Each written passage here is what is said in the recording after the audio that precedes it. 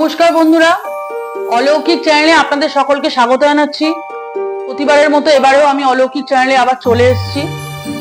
আজকে আমি আলোচনা করব যে কোন কোন পাপের শাস্তি আপনারা অতি দ্রুত পাবেন। কিছু কিছু পাপ আছে যেগুলো পরজন্মে মানুষ পায়, যা পাপ করে তার পরের জন্মে সে শাস্তি ভোগ করে, আবার কর্মফল ভোগ করার পর। আবার কিছু কিছু পাপ আছে যেটা এই জন্মেই মানুষকে ভোগ করতে হয়। আজকে আমি সেই সব পাপের কথা বলবো যেসব পাপ করলে আপনারা অতি দ্রুত শাস্তি পাবেন। এবার আমি আমার বক্তব্য এখানে শুরু করছি। সেটা হচ্ছে যে এই পৃথিবীর মাটি হচ্ছে পরম পিতা বা সৃষ্টিকর্তা যাই বলুন না কেন তার একটা বিচারালয়। তার যেমন দয়া আছে সেরকম সে ন্যায়পরায়ণ, অর্থাৎ শাস্তি দিতে দৃঢ় প্রতিজ্ঞ। কোনো মানুষ যদি এই জন্মে পাপ করে, এমন অনেক পাপ আছে যে পাপের শাস্তি আপনারা দ্রুত পেয়ে যাবেন।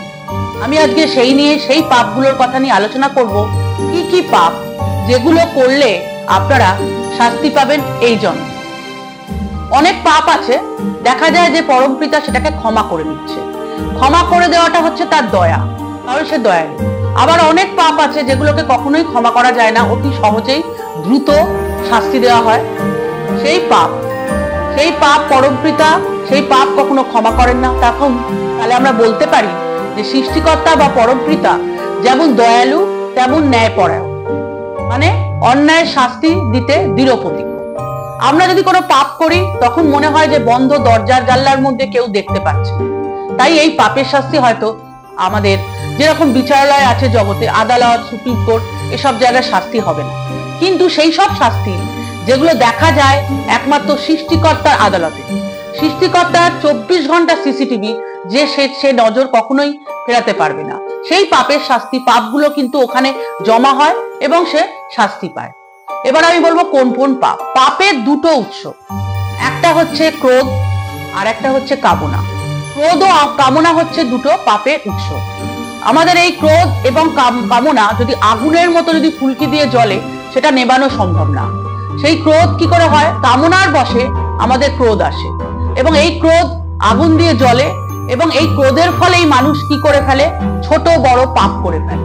এমন সব পাপ করে যে পাপের কখনোই শাস্তি হয় না, কিন্তু এমন অনেক পাপ আছে সেই পাপগুলো শাস্তি হয়। যেমন কামনার বশে কোনো ব্যক্তির যদি জন্য অন্য কোনো ব্যক্তি যদি মানসিকভাবে কষ্ট পায়, কোন রকম ভাবে যদি কষ্ট পায়, তাহলে কিন্তু সেই শাস্তি আমাদের খুব তাড়াতাড়ি হবে। অর্থাৎ মৃত্যুর আগে, প্রত্যেককে দেহ ছাড়ার আগে, আমাদের সকলকে পৃথিবীতে যাওয়ার আগে কৈফিয়ত দিয়ে যেতে হয় আমাদের এই ছোট বড় পাপ, যে পাপ আমরা করে ফেলি। এবার দেখে বলবো যে আর কি কি পাপ আছে। আরো অনেক পাপ আছে, যেমন জীবাত্মা অন্য কোনো মানুষের কারণে যদি অন্য কোনো জীবাত্মা যদি শারীরিক এবং মানসিক ভাবে কোন রকম ক্ষতি সাধন হয় বা ক্ষতি করে, তাহলে কিন্তু সেই পাপের শাস্তি এই জন্মেই তারা দ্রুত পেয়ে যায়, সৃষ্টিকর্তারা তাকে শাস্তি দেয়। এছাড়া আরো পাপ আছে, যেমন কোনো মানুষকে প্রতিজ্ঞা দিয়ে তাকে কথা দিয়ে কথা না রাখা, তাকে ভুল পথে চালিত করা, তাকে বিপদে ফেলা, সেটাও একটা পাপ। আবার কৃতজ্ঞ স্বীকার না করা, অকৃতজ্ঞ হওয়া, যেটাকে আমরা বলি বেঈমানি করা পরিষ্কার ভাষায়, সেটাও যদি করি তাহলেও কিন্তু সেটা একটা পাপ। আর সেই পাপের শাস্তি কিন্তু আমাদের এই জন্মে দ্রুত হয়ে যায়। আরো পাপ আছে, যেমন ব্যভিচার। ব্যভিচারটাও কিন্তু পাপের মধ্যে পড়ছে। ব্যভিচারটা কি জিনিস?